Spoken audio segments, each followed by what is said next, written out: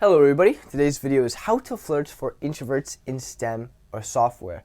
Now, people with these backgrounds working in these fields for, the entire day of your week, you become very logical, you become very in your head, and you may not be able to express yourself socially or your interest to another person because of you're always being in this state of not social, kind of a logical place.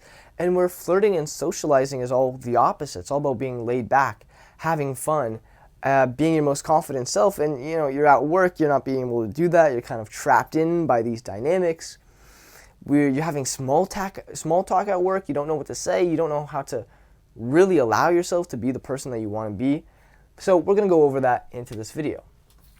Now, the first thing I want to say is that flirting is not logical, and so it is more of the energy that you give. And this comes with socializing too, but flirting morehand is mainly about the energy. And the energy that comes from a person is all in their subcommunication. It's all in their communication, but their subcommunication consists of 93% of it. And their actually verbal communication consists of maybe the other 7%. And so what this says is, yes, it matters about the words I'm saying to a degree. However, it more matters how I'm saying the words and how I'm presenting myself. Even if myself here as I speak wasn't saying comprehensible words and I was going like this,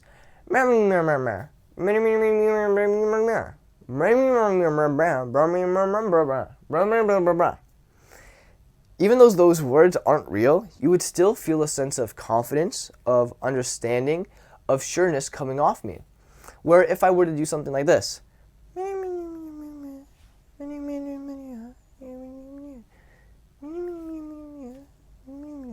or even say real words, like imagine I had the cure for cancer right now.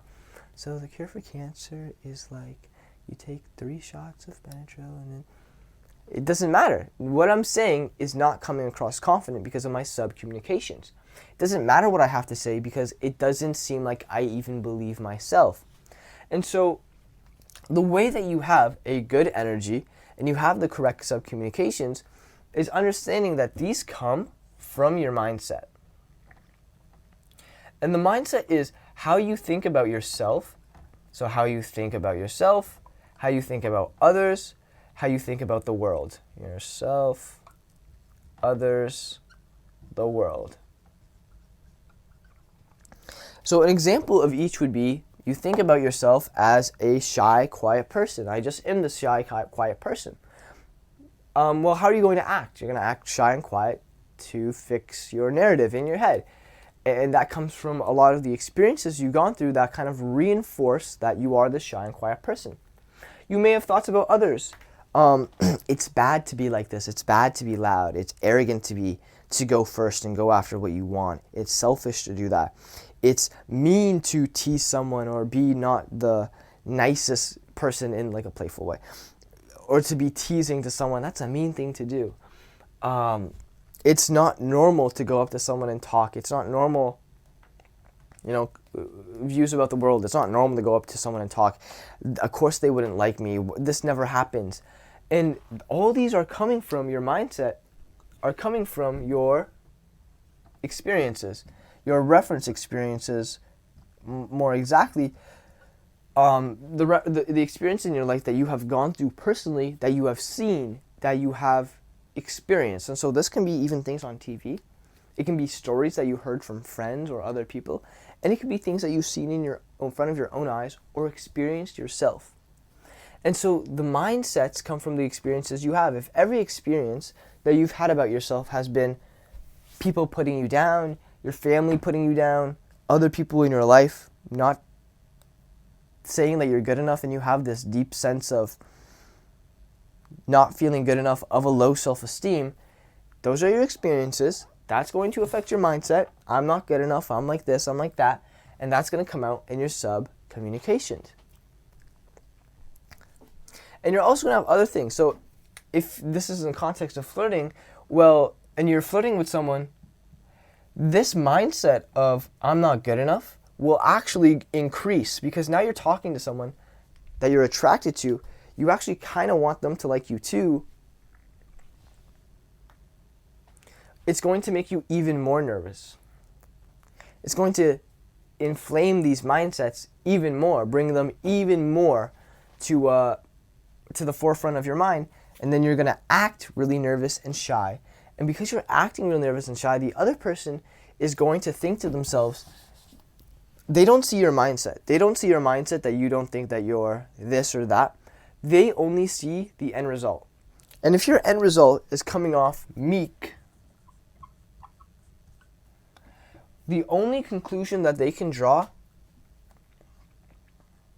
is that this person doesn't enjoy life. This doesn't, whoops, that's a long N. This person doesn't enjoy life. And so if you're not smiling, you're not being playful, ouch, you're not at least having some type of joy inside of you, other people are going to think, this person's not enjoying life, what the hell? And so you show you're enjoying life by being relaxed in the subcommunications, humor, being fun, being playful, and not taking things so seriously. And so when this comes to an interaction with talking to someone,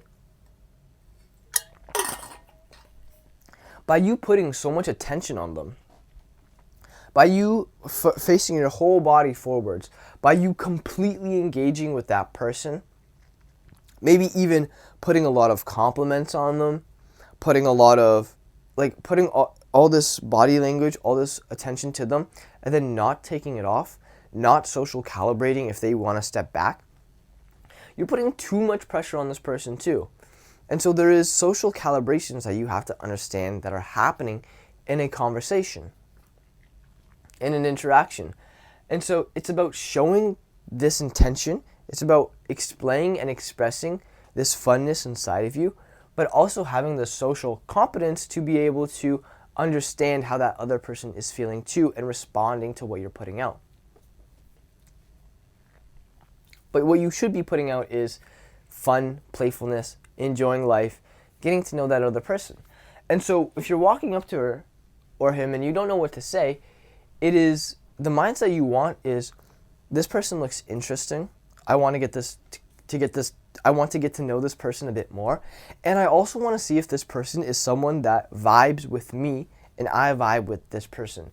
Am I able to tell my jokes, tell a little experience about myself with this person, and let's see how they react to that. And that's completely out of my control, but I at least want to put that out there in a good subcommunication way. Looking in their eyes, looking in their eyes, having a good tone of voice, good body language, and it's all relaxed. Now, you're going to have a hard time relaxing because there are going to be things in your body firing. If your experiences had been talking to a person that you like, usually ends in rejection, usually ends in a pain, well, on the, say, 11th time of doing it, you're going to get the same thought again. However, what you have to understand is that it doesn't define you, it doesn't mean anything about you, and that you should be aware of why you're feeling these things and use your smart brain, not your monkey brain, to come to the conclusion that, hey, it's okay, I feel this way. It's a total normal thing to feel this way, but it doesn't define me. It doesn't mean anything about me. And so, yes, I feel this stuff, but that's because of my tribal, primal monkey body making me feel these things, trying to keep me alive. We don't live in that society anymore. I have to do what I want to do. I'm going to do what I want to do. And that other stuff doesn't matter.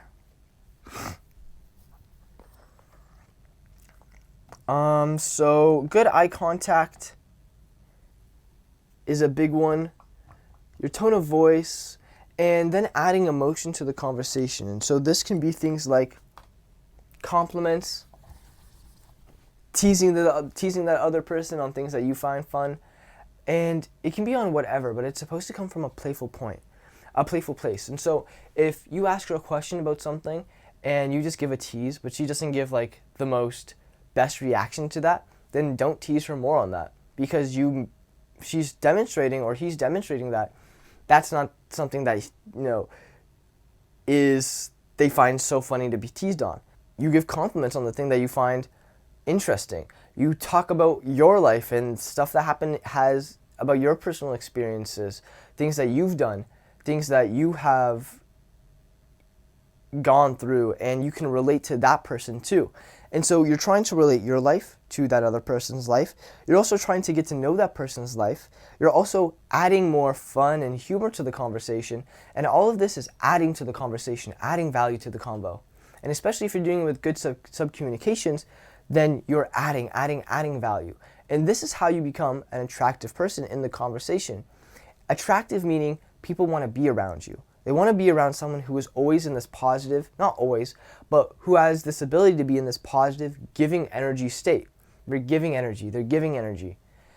Versus a person who's taking always energy, always negative all the time, doesn't really ask any questions, is always to themselves, doesn't really do much, doesn't have much to offer. That's such taking energy. A person doesn't want to be in a long-term relationship with that type of person. And so it's understanding all these social things of adding to the conversation and just doing that, seeing if it's out there, seeing the other person's body language and how they're responding. And no matter what, having the assumption of this person is my friend, this person already likes me, I don't have to win this person over, I don't have to do anything or play any games. It's just, can I vibe with this person? Do I enjoy this person's company?